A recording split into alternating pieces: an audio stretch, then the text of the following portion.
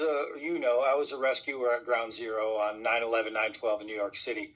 And at one point, we'd come across this one spot, and it was kind of like body, body, body, body. And there was just a few of them kind of zigzagged in an area. To me, it looked like it could have been a stairwell or something because it was all caved in. I had no idea what it was. And, I see this fireman, and he's sitting down. He's got his hands in his head, and I asked him if he was okay, and he's like, "I'm doing better than this poor SOB."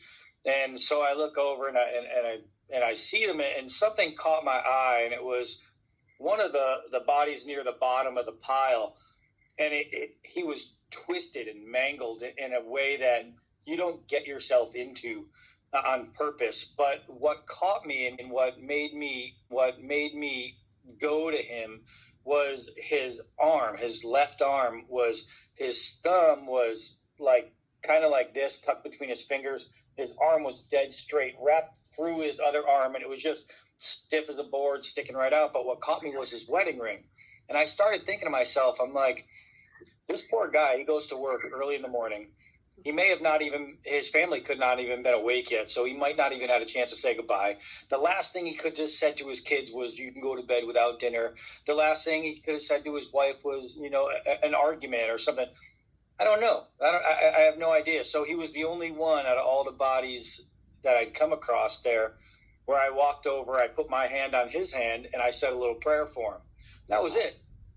Everything was just the rest of the day. And it was until a few days later, or maybe a week later, I was in bed. I had my nephew used to stay at my house every now and then, and so I never think about it if he comes in or whatever. It just always happened.